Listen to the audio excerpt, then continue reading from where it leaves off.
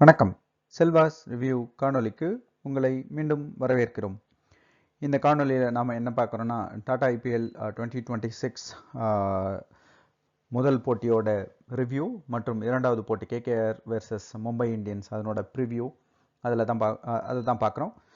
So முதல் போட்டியில் நேற்று என்ன நடந்ததுன்னா, எஸ்ஆர்ஹெச்சும் ஆர்சிபியும் மோதினாங்க. அதில் வந்து ஆர்சிபி வந்து ஒரு கம்ஃபர்டபுளான வெற்றியை பெற்றிருக்காங்க. ஸோ கடந்த ஆண்டு எந்த இடத்துல நிறுத்தினாங்களோ அதே இடத்துல இருந்து தொடங்கி இருக்கிறாங்க.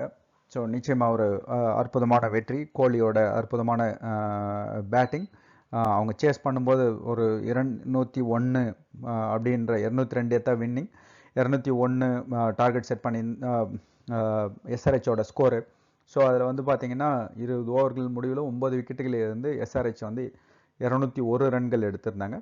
202 இலக்கு அப்படின்றத ஸ்கோர் பண்ண போது 15.4 ஓவர்களில் வந்து அவங்க வந்து அடித்து முடிச்சிட்டாங்க. ஸ்கோர் ஹைலைட்ஸ் அப்படின்னு சொல்லிட்டு பார்க்கணும்னா, எஸ்ஆர்ஹெச்காக ஹெட் வந்து அந்த அளவுக்கு சோபிக்கலை. But captain and wicket keeper Ishan Kishan வந்து ஒரு அற்புதமான ஆட்டத்தை வெளிப்படுத்தினார். 80 ரன்கள் எடுத்திருந்தார் 38 பந்துகளில். அதே போல் கடைசியில் அனிகேத் வர்மா அவர் வந்து ஒரு அற்புதமான 43 ரன்களை எடுத்திருந்தார் 18 பந்துகள் மட்டுமே எதிர்கொண்டு. ஸோ அற்புதமான ஆட்டத்தை வெளிப்படுத்தினாங்க. 201ன்றது வந்து ஒரு மிகப்பெரிய ஸ்கோராக தெரிஞ்சது முதல் பாதி முடிவில். ஆனால் ஆர்சிபி வந்து அதை சேஸ் பண்ணி முடிச்சப்போ பார்த்தீங்கன்னா இதெல்லாம் ஒன்றுமே இல்லை, தூசு தட்டி அனுப்புகிற மாதிரி அனுப்பிட்டாங்க. ஜேக்கப் டஃபி பார்த்தீங்கன்னா 4 ஓவர்கள் பந்து வீசி 22 ரன்களை மட்டுமே விட்டு கொடுத்து 3 விக்கெட்டுகளை கைப்பற்றினார். அவர் தான் வந்து பார்த்தீங்கன்னா மேன் ஆஃப் தி மேட்சும் கூட. ஸோ இனிஷியலில் வந்து ஒரு அற்புதமாக கையாண்டார். அந்த தொடக்க ஜோடியோட வீழ்த்தறதுலையாகட்டும் அந்த இடத்துல 4 ஓவர்களை வீசி ரொம்ப அழகாக கண்டெயின் பண்ணினார். அதால் அவர் மேன் ஆஃப் மேட்ச்.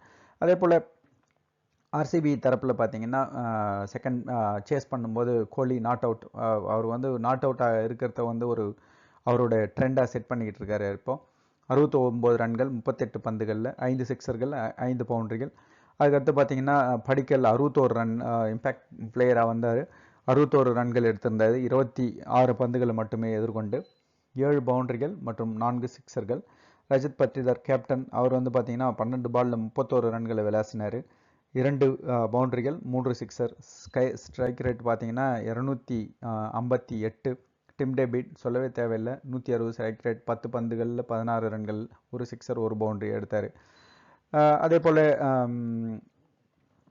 எஸ்ஆர்ஹெச் பந்து வீச்சு தரப்பில் பார்த்தீங்கன்னா டேவிட் பியானே வந்து பார்த்தீங்கன்னா ஒரு 2 விக்கெட்டை கைப்பற்றினார். மற்றபடி யாரும் அந்தளவுக்கு சொல்லிக்கிற அளவுக்கு பந்து வீச முடியல.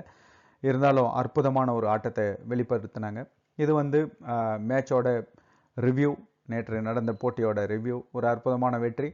ஆட்ட நேரம் போட்டியின் முடிவில் வந்து பார்த்திங்கன்னா ஆர்சிபி ஒரு கம்ஃபர்டபுளான 6 விக்கெட்டுகள் வித்தியாசத்தில் வெற்றி பெற்றாங்க. 15.4 ஓவர்களில் அடித்து முடிச்சிட்டாங்க. அந்த இமாலய இலக்கான 201 அப்படின்ற ரன்னில் 230க்கு 203க்கு 4 விக்கெட்டுகளை மட்டுமே இழந்திருந்தாங்க. அதற்கடுத்து பார்த்திங்கன்னா மும்பை இந்தியன்ஸ் வெர்சஸ் கேகேஆர் போட்டி இன்றைக்கி நடக்க போகுது. இது வந்து வாங்கடே ஸ்டேடியத்தில் நடக்குது. ஒரு அற்புதமான போட்டியாக இருக்கும். இன்னும் நிச்சயமாக வாங்கடே வந்து இன்னும் இங்கிலாந்து வெர்சஸ் இந்தியா T20 செமிஃபைனல்லேருந்து வெளில வந்திருக்க மாட்டாங்கன்னு நினைக்கிறேன். அதற்குள்ளே பார்த்திங்கன்னா இந்த ஒரு போட்டி நடக்குது. இதனோட ரிவ்யூ எப்படி இருக்குது அப்படின்றத பற்றி நாளைக்கு பார்க்கலாம். நிச்சயமாக ஒரு அற்புதமான போட்டியாக இருக்கும். இந்த காணொலி உங்களுக்கு பிடிச்சிருந்ததுன்னா லைக் பண்ணுங்கள், நண்பர்களோடு ஷேர் பண்ணுங்கள். காணொலியை கண்டதற்கு நன்றி. வணக்கம்.